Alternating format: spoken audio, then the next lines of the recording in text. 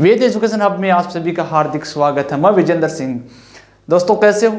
आपने जो स्नेह हमें दिया है, जो प्यार हमारे इस प्लेटफॉर्म को दिया है, इसलिए मैं आपका तहे दिल से आभार प्रकट करता हूं। क्योंकि दोस्तों आप इस समय में कड़ी मेहनत कर रहे हो, आपका अच्छा स्वास्थ्य रहे, मैं यही आशा करता हूँ। इसी के साथ में आपकी तैयारी को और मजबूत बनाने के लिए मैं अगली जो श्रृंखला के अंतर्गत देखिए दो ध्रुवीयता का अंत, ये भी ब्लूप्रिंट पे आधारित तो वो क्वेश्चंस मैं आपके सामने लेकर के आया हूं जो आपको एग्जाम में देखने को मिलेंगे।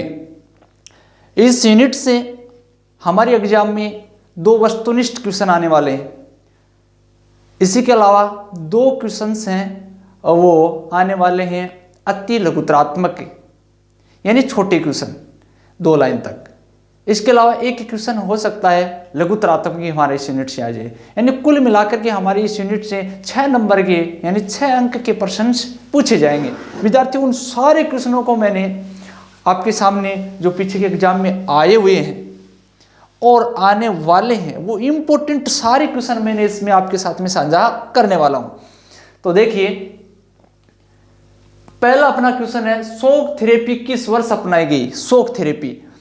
शोक थेरेपी क्योंकि सोवियत संघ का विघटन के बाद, ध्यान से सुनिए, सोवियत संघ के विघटन के बाद वहां पे जो 1990 के अंतर्गत जैसे रूस ने स्वतंत्र गणराज्य की घोषणा कर दी थी, उसमें 1985 से 1991 इसके बीच में वहां के राष्ट्रपति कौन रहते हैं? Mikhail Gorbachev.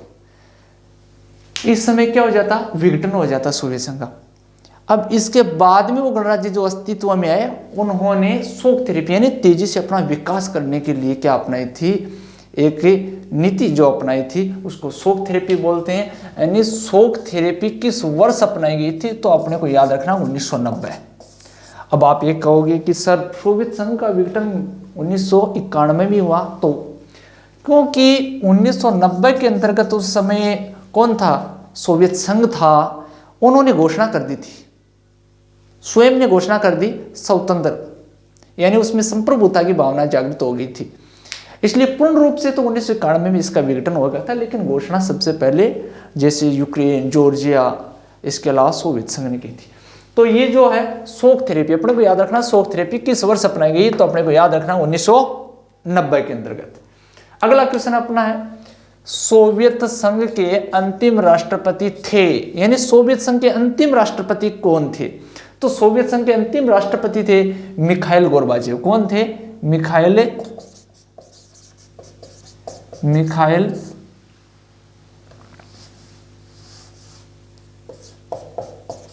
गोर्बाचेव।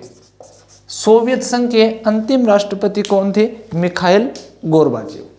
कब से कब थे? यानी 1985 में बने और 1991 में, यानी जैसे सोवियत संघ का क्या हुआ? विघटन हुआ, तो इसी के साथ में इनका भी जो पद था समाप्त हो गया।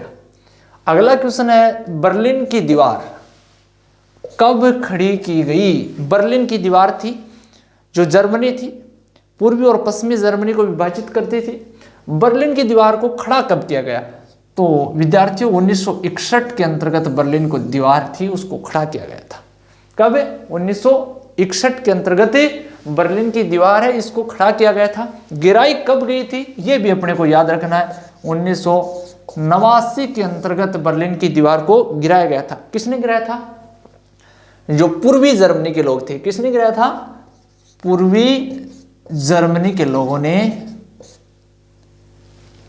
पूर्वी जो जर्मनी थी, पूर्वी जर्मनी के लोगों ने इसको गिराया था। कब? 1989 में। ये बात भी अपने को याद रखनी। अगला क्वेश्चन है, बर्लिन की दीवार किस बात का प्रतीक थी? बहुत अच्छा क्वेश्चन है और ये आपको इंपॉर्टेंट लगा के याद भी रखना है। एग्जाम में 100% छपने वाला क्वेश्चन है कि बर्लिन की दीवार किस बात का प्रतीक थी? बर्लिन की दीवार थी वो साम्यवादी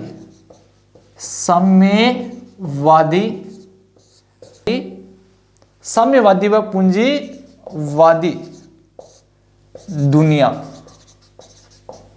के विभाजन का प्रतीक थी। किसका प्रतीक थी? बर्लिन की दीवार किस बात का प्रतीक थी? साम्यवादी वह पूंजीवादी दुनिया की विभाजन का प्रतीक थी। अगला क्वेश्चन है कि 1917 ईस्वी की रूसी क्रांति के नायक कौन थे। पहले तो अपने को पता होना चाहिए कि रूसी क्रांति कब हुई थी, यानी रूस के अंतर्गत है जो साम्यवादी जो क्रांति है वो कब हुई थी। तो 1917 में। कब हुई थी? 1917 में। इसके नायक यानी नेतृत्व किसने किया था इस क्रांति का? तो अपने को याद रखना है व्लादिमीर लेनिन। किसने किया था? 1917 की रूसी क्रांति के नायक थे व्लादिमीर लेनिन। कौन थे? व्लादिमीर लेनिन थे। अच्छे से अपने को यह भी याद रखना। सोवियत राजनीतिक प्रणाली की धुरी क्या थी? सोवियत राजनीतिक प्रणाली की धुरी यानी सोवियत संघ के अंतर्गत जो राजनीतिक क्रियाकलाप थे, जो कौन सी पार्टी के इर्द गिर्द घूम रहे थे, उस पार्टी का नाम अपने को बताना, वो है कम्युनिस्ट पार्टी। Communist party. इससे पहले आप समाजवादी या साम्यवादी कम्युनिस्ट पार्टी भी इसको लिख सकते हो, समाजवादी कम्युनिस्ट पार्टी। अगला क्वेश्चन है सोवियत संघ कितने गणराज्यों से मिलकर बना था? बहुत अच्छा क्वेश्चन है। सोवियत संघ है ये कितने गणराज्यों से मिलकर के बना था? ये 15 गणराज्यों से मिलकर बना था। कितने गणराज्यों से? 15 गणराज्यों से मिलकर के बना था। 15 गणराज्य कौन कौन से थे? हो सकता है इनमें से आपको ऑप्शन दे दे और एक अलग दे दे, तो ऑप्शन में आने की जो संभावना विद्यार्थी वो भी मैं आपको बता रहा हूं। अगर 15 गणराज्य देगा और ऑप्शन में कौन सा डाल सकता है? देखिए, इसमें यूक्रेन आपको याद रखना है, रूस आपको याद रखना है और जॉर्जिया।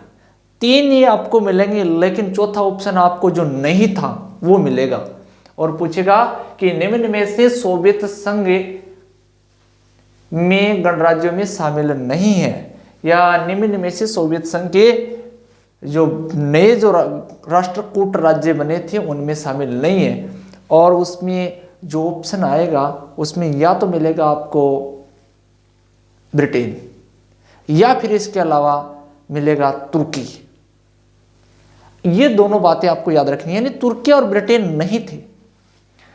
ये 15 गणराज्य कौन कौन से थे मैं थोड़ा सा बेसिक आप एस्टोनिया, लातविया, लिथुआनिया, इसके अलावा रूस, जॉर्जिया, यूक्रेन, तजाकिस्तान, कुल मिलाकर के ये 15 गणराज्य थे। अब देखिए सोवियत संघ के विघटन के पश्चात उसके उत्तराधिकारी गणराज्य का नाम लिखिए। बहुत अच्छा क्वेश्चन है। इसमें क्या पूछा है? उत्तराधिकारी गणराज्य, यानी इन 15 गणराज्यों में से उत्तराधिकारी कौन बना था? तो अपने को याद रखना है उत्तराधिकारी बना था सोवियत रूस। यानी कौन बना था? सोवियत रूस, जो वर्तमान में रशिया के नाम से जाना जाता ना, ये सोवियत रूस बना था सोवियत संघ का उत्तराधिकारी। बहुत अच्छा क्वेश्चन है, इसको भी आप इंपोर्टेंट लगा के याद रखोगे। अगला है मिखाइल गोर्बाचेव ने आर्थिक एवं राजनीतिक सुधार हेतु किन किन नीतियों को अपनाया? यानी मिखाइल जो गोर्बाचेव थे जो सोवियत संघ में सुधार के लिए कौन सी नीतियों को अपनाया? ये 2 नीति इन्होंने अपनाई थी। दोनों नीतियों के नाम याद रखना। देखिए, पहला तो अपने को याद रखने के लिए पुनर्रचना, दूसरी थी खुलेपन। क्या? पहला तो है यानी पुनर्रचना और खुलेपन की नीति। इन्हीं को देखिए अन्य नाम से जाना जाता। हो सकता है कि एग्जाम के अंतर्गत ये शब्द नहीं आए। पुनर्रचना है, इसको तो प्रेस्ताइका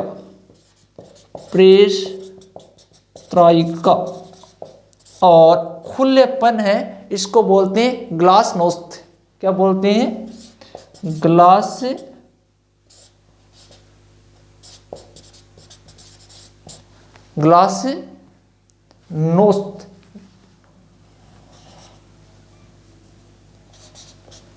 ग्लासनोस्त।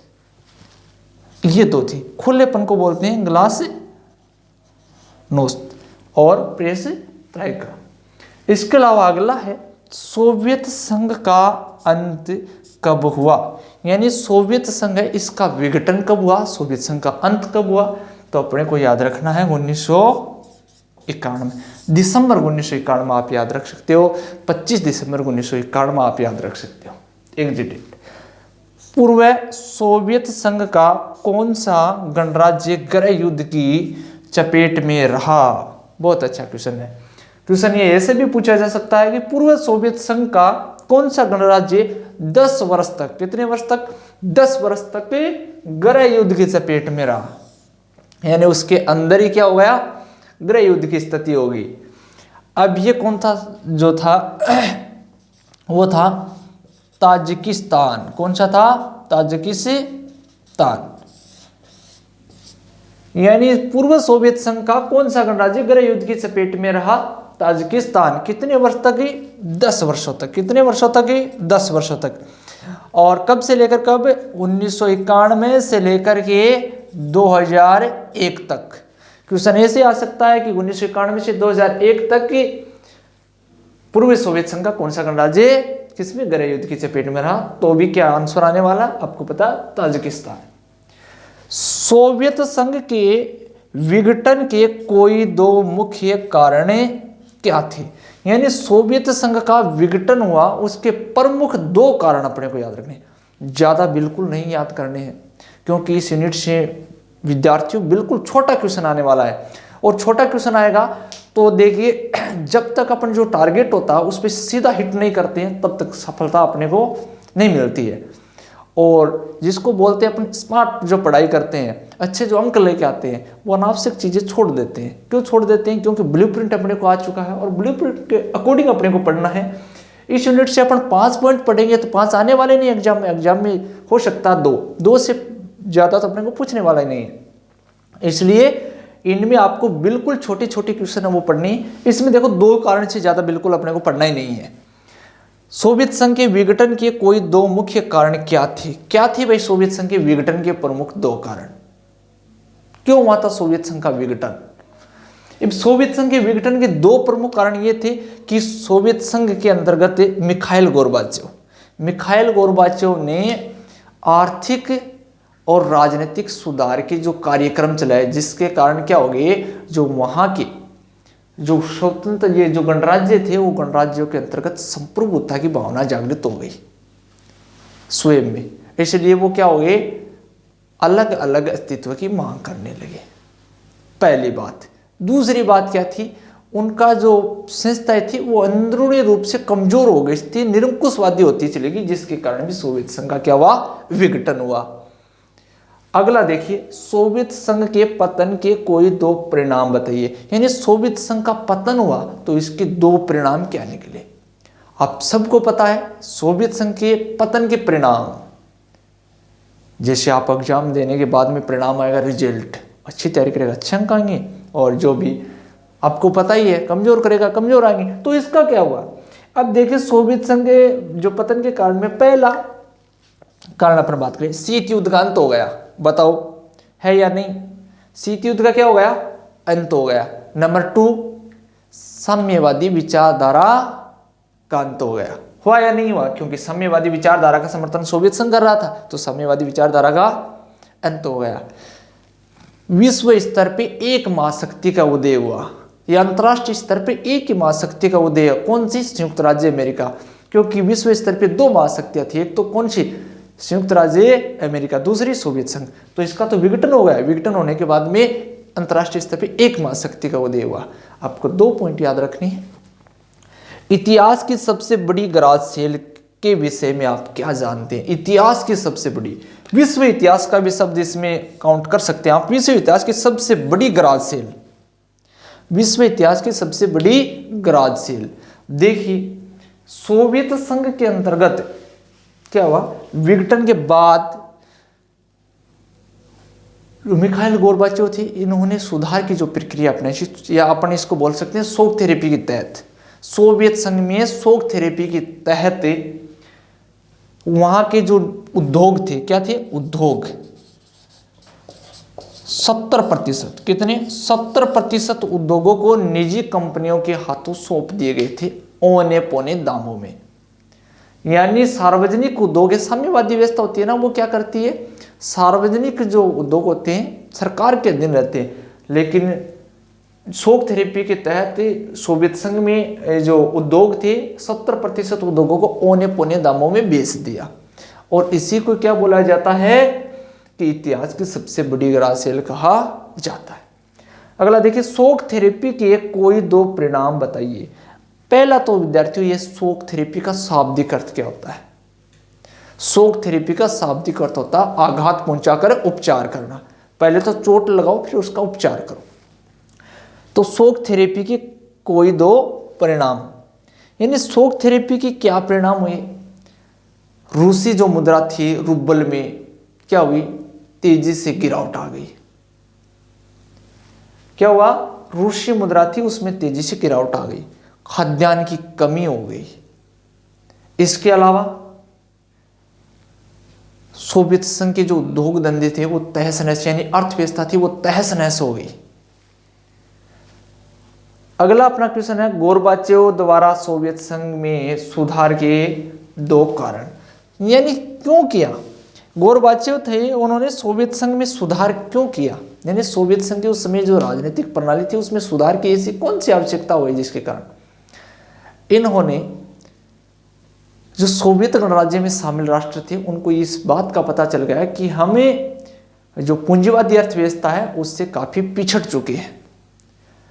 अब पिछड़ने के कारण उन राष्ट्रों के अंतर्गत यानी उनका रुझान पूंजीवादी अर्थव्यवस्था की तरफ हो गया था। इसलिए गोरबाचेव अपनी अर्थव्यवस्था को, यानी जो पश्चिमी देश थे उनकी अर्थव्यवस्था के बराबर में लाने के लिए यह काम किया।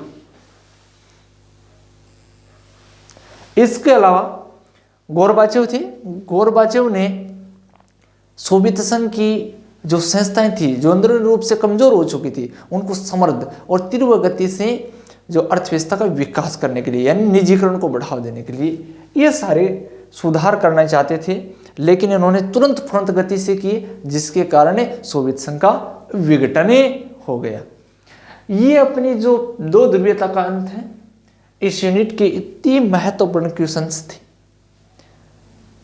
आपको अगर इसमें जो मैं बड़े जो ये क्वेश्चंस जो हैं ये मैं जो बता रहा हूँ, अगर आपको नोट्स नहीं है, आपके पास में उपलब्ध नहीं है कोई सहायक सामग्री, तो आप कमेंट सेशन में कमेंट करके बता सकते हैं, जिसके कारण मैं आपको ये है इनके पॉइंट टू पॉइंट मैं यहाँ पे आपको लिखा सकूँ। या फिर आपको उपलब्ध कराने तो आप संपर्क जो विद्यालय में जो बच्चे पढ़ रहे हैं उनसे कर सकते हैं, या फिर अन्य तरीके से आप जो आपने इस पे कमेंट बॉक्स में लिखकर भी आप संपर्क कर सकते हैं, जिससे कि आपको हमारी नोट्स हैं वो उपलब्ध हो जाएंगे, जो आपके एग्जाम के अंतर्गत आपकी भरपूर सहायता करेंगे। कल मिलेंगे इसी वक्त, तब तक के लिए जय हिंद जय भारत।